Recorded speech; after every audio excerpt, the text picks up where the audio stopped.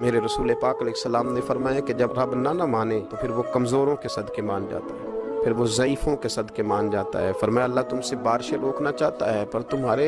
ضعیفوں، کمزوروں، غریبوں کے صدقے، مجبوروں کے صدقے وہ تم پر بارشیں برساتا ہے۔ حضور فرماتے ہیں کچھ ایسے لوگ ہوتے ہیں کہ ان کے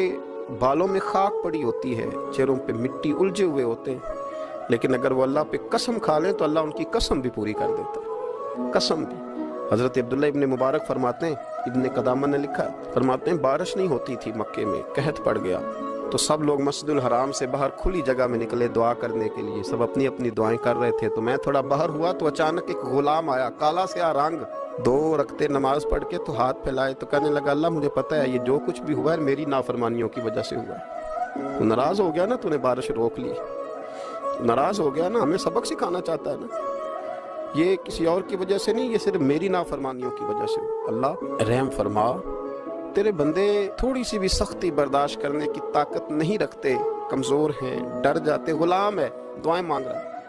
حضرت عبداللہ ابن مبارک فرماتے ہیں اس نے چہرے پہ ہاتھ پھیرے تو کالی گھٹائیں چھا گئی، بارش ہونے لگی، میں اس کے پیچھے گیا، اس کا گھر ڈھونڈ آیا، تعقب کیا، پیچھا کیا، گھر میں نے تلاش کر لی، اور گھر کو تلاش کر کے جب میں واپس آیا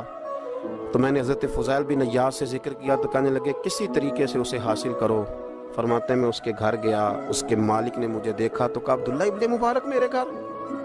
اتنے بڑے ولی، اتنے بڑے درویش، اتنے بڑے محدث۔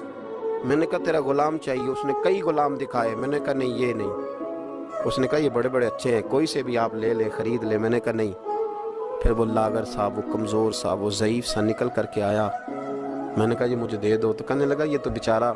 بے ضرر سا آدمی ہے، کیا لے کے کریں گے؟ میں نے کہا نہیں مجھے یہی چاہیے۔ میں اس کو ساتھ لے کے چلا، راستے میں پوچھنے لگا آقا میرے اندر تو کوئی ایسی بات نہیں تھی، مجھے کیوں خریدا؟ آپ مجھ سے کیا خدمت لیں گے؟ تو عبداللہ ابن مبارک فرمانے لگے میں نے کہا کوئی خدمت بھی نہیں لوں گا، میں تو خود تیری خدمت کروں گا، میں تیرا بیاہ کراؤں گا، تیرے لیے مکان بناؤں گا، میں تیری خدمت کروں گا، میں تیرا اور تیرے رب کا رشتہ دیکھ چکا ہوں، میں تیرا اپنے مالک کے ساتھ جو تعلق ہے اسے دیکھ چکا ہوں۔ کہتے میں نے یہ لفظ کہے تو مجھے کہنے لگا 2 رکعتیں پڑھ لوں، اب مجھے لے جانا پر 2 رکعتیں پڑھ لوں؟ کہتے میں نے کہا پڑھ لو، تو 2 رکعتیں پڑھنے کے بعد میری طرف دیکھ کے کہنے لگا آقا مجھے اپنا حق معاف کر دینا، میں خدمت نہیں کر سکا۔ پھر کہنے لگا اللہ راز تو کھل گیا، اے اللہ راز تو کھل گیا، اللہ تیرا میرا معاملہ تھا، راز تو کھل گیا، راز تو کھل گیا، اللہ راز تو کھل گیا۔ یہ لفظ کہتے کہتے اس شخص نے کلمہ پڑھا اور اس کی روح پرواز کر